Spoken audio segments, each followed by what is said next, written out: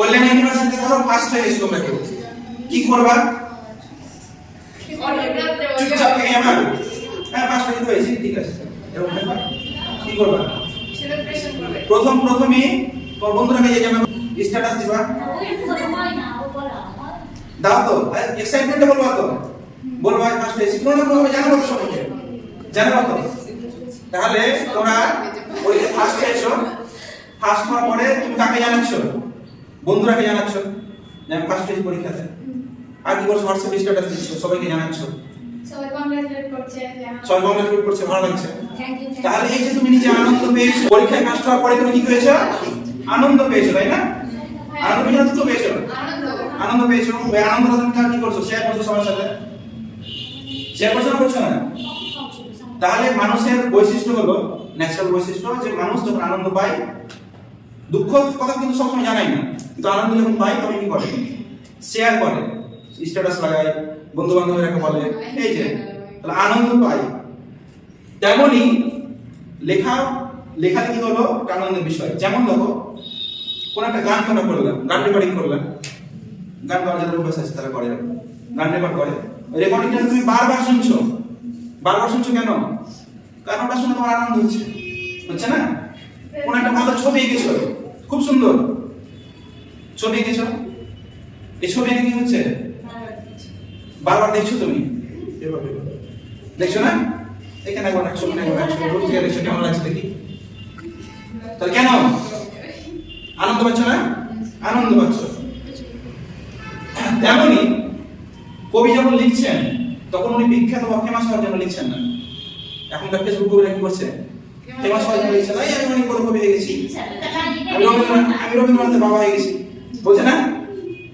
কিন্তু যে যারা কবি, প্রকৃত কবি, তারা ওই ফেমাস হওয়ার জন্য লেখে না। তারা কি করে? তারা লিখছে কারণ সে লিখে কি করছে? আনন্দ পাচ্ছে। তোমাদের মধ্যে যাদের কবিতা লেখার অভ্যাস আছে, সে কবিতা লেখার পর তোমরা কি করো? সেই কবিতাটাকে বারবার দেখো না, কেমন লাগছে পড়তে দেখি। আমি তো দেখতাম যখন প্রথম কবিতা লেখা শিখি, বলেছিলাম না রবীন্দ্রনাথ ঠাকুর আমার কাছে কিছু না, ভাবতাম আমি দারুণ লাগছে পড়তে। কারণ কি? আনন্দ পাচ্ছি। তো লেখক নিজের কীর্তিকে স্থাপন করার জন্য বা ফেমাস হওয়ার জন্য লিখছে না, লিখছে কারণ আনন্দ পাচ্ছে বলে লিখছে, লিখতে ভালো লাগছে, আনন্দ পাচ্ছে। মানুষ ছবি আঁকে কেন? আদিম মানুষ কেন ছবি আঁকতো? কেন? মানে ছবি আঁকার বদল মানে আঁকতো কেন? এই তো আমরা অজন্তায় ভালো ভালো চিত্র দেখতে পাই, ভালো লাগতো, মানুষের আনন্দ পেত মানুষ এঁকে। তেমনই কবিরা কি করে? কবিতা লিখে আনন্দ পায়, ছবি এঁকে আনন্দ পায় বলে লিখে। আর ছেলে তো হলো ওরা কেন আনন্দ পাচ্ছে? তোদের আনন্দ নিয়ে আমরা কি করবো? এই দেখো সে দ্বিতীয় পাঠে চলে আসবে। কাব্য জিজ্ঞাসার প্রথম প্রশ্ন কি? তো কবি কাব্য কেন লিখছেন? উত্তর পেলা, কেন পাচ্ছে লিখছে? আনন্দ পাওয়ার জন্য লিখছেন। আমরা কেন কাব্য পড়ছি? জোর করে বাড়িতে পড়াচ্ছে।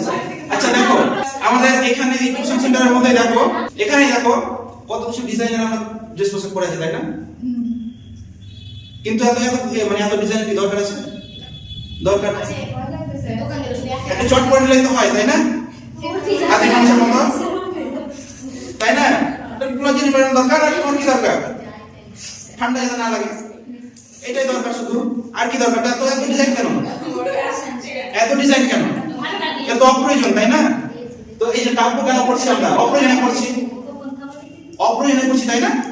কাব্য পড়ে কি হবে? কাব্য পড়ে আমরা আনন্দ পাবো। এই আনন্দটা কিসের আনন্দ? অপ্রয়োজনের আনন্দ, কিন্তু অপ্রয়োজনটা হচ্ছে সবচেয়ে প্রয়োজন। এই আনন্দটারই সবচেয়ে বেশি প্রয়োজন, তাই না? ধরো তোমরা দোকানে শপিং করতে গেলে এই গিফটের জিনিস পাওয়া যায়, একটা কাপ কিনে নিতে হয় শুধু চা খাবো, তো দেখতে যাই কেন এরকম ডিজাইন ভালো লাগে না, কেন? প্রয়োজন আছে? চা খাওয়ার জন্য একটু ডিজাইনের প্রয়োজন না? তাহলে ওই যে ওটা আনন্দ পাচ্ছি আমরা দেখে, ভালো ডিজাইনের কাপ দেখে কি পাচ্ছি আমরা? আনন্দ পাচ্ছি না? ভালো একটা কাপড় কিনতে গেলাম, কাপড়ের দোকানে যাই, একটা কাপড় নিলেই তো হয়।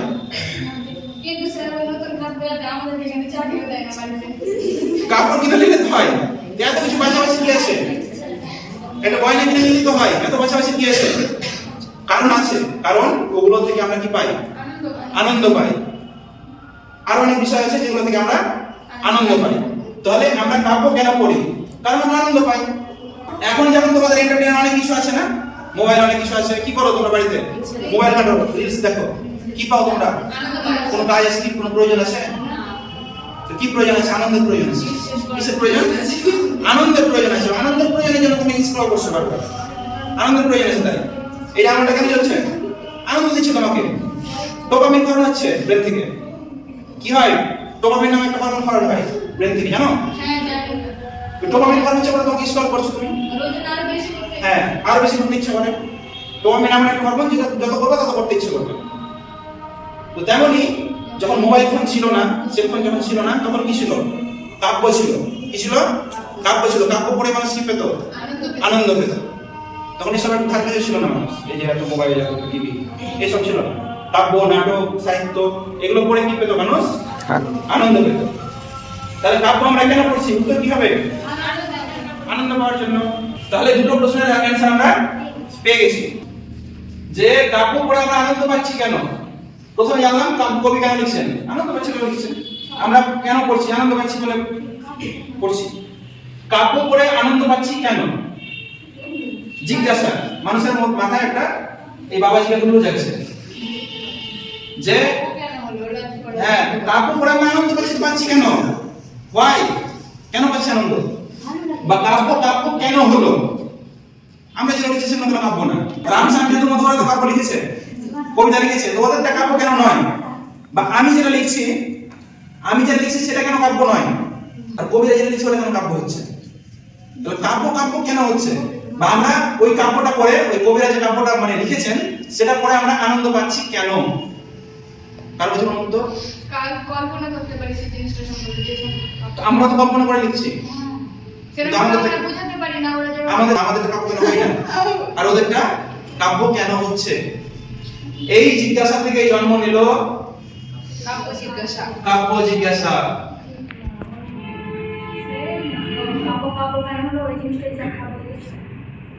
কাব্য জিজ্ঞাসা, এই প্রশ্ন থেকে জন্ম নিয়েছে কি?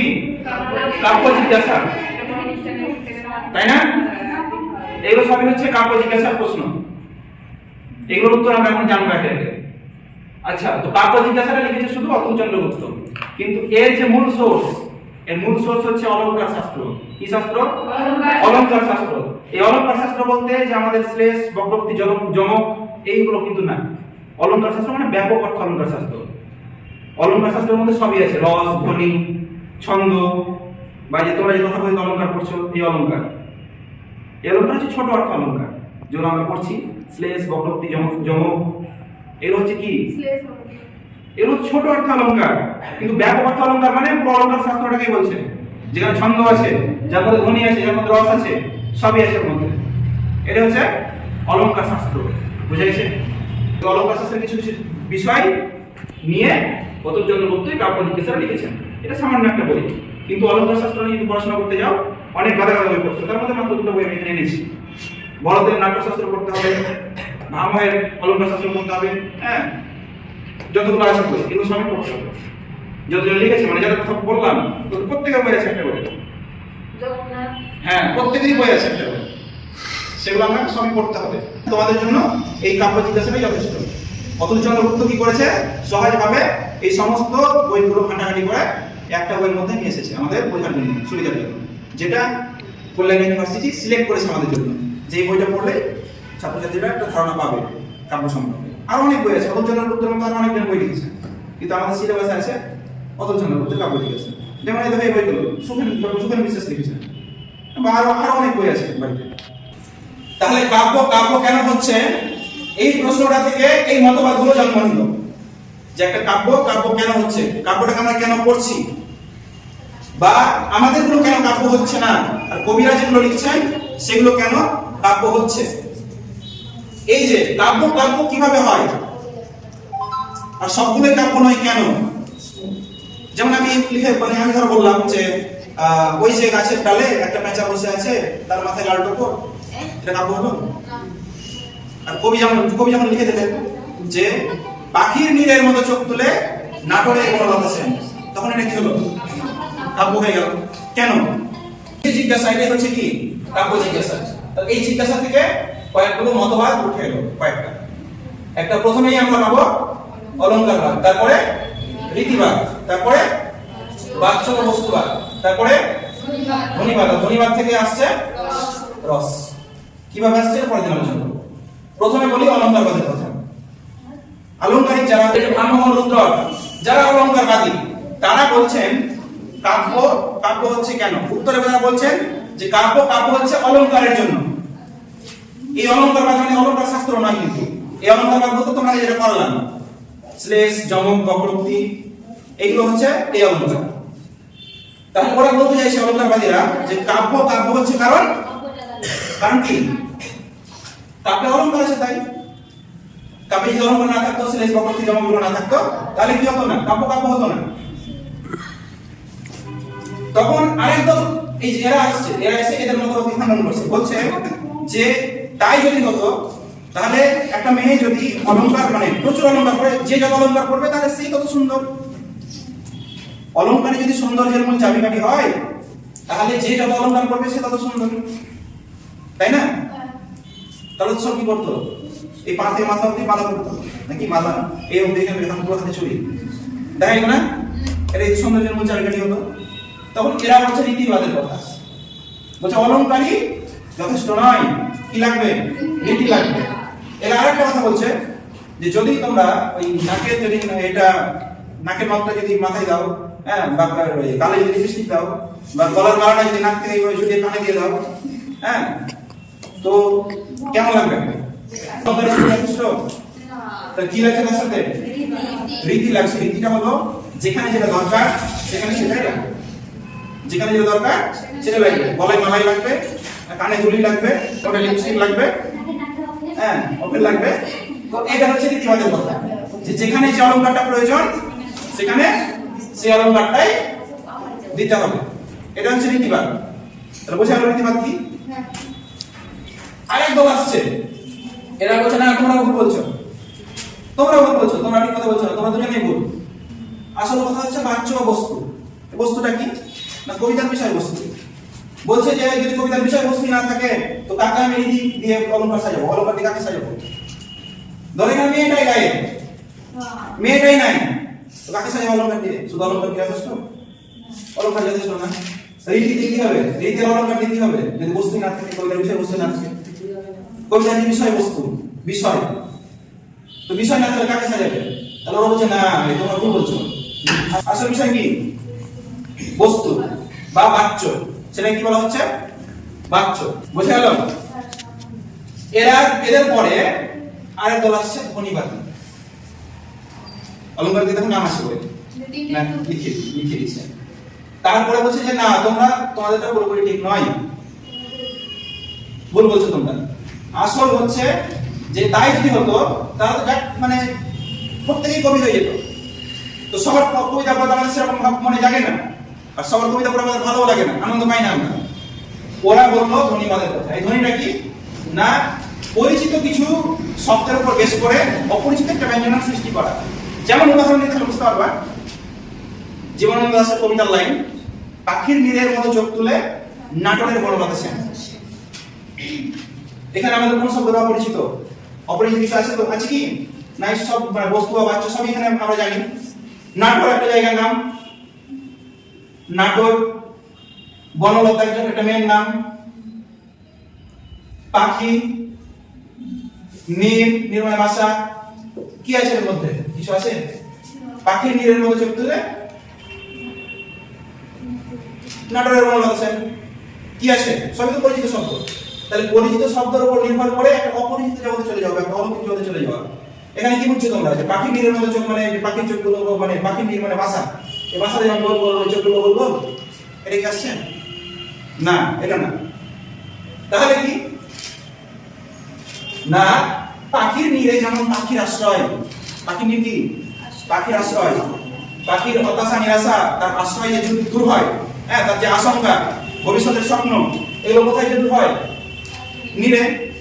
মানুষ বাড়িতে সেফ না সবচেয়ে? বাড়িতে তো সেফ। বাড়িতে নিজের বাড়িতে যখন নিজের কথা কি কেমন মনটা একটা করে, তাই না? তো তেমনই পাখির নীড়ের সাথে কেন তুলনা করছে? কারণ ওই যে বনলতা সেনের চোখের দিকে তাকিয়ে জীবনানন্দ দাশ কি পাচ্ছে? নিজের আশ্রয় পাচ্ছে, নিজের আশ্রয়, ভবিষ্যতের স্বপ্ন, এই জিনিসগুলো পাচ্ছে, এই বিষয়গুলো পাচ্ছে। সেই কারণে নাটকের বনলতা সেনের সাথে পাখির নীড়ের সাথে নাটকের বনলতা সেনের চোখে তুলনা করেছে।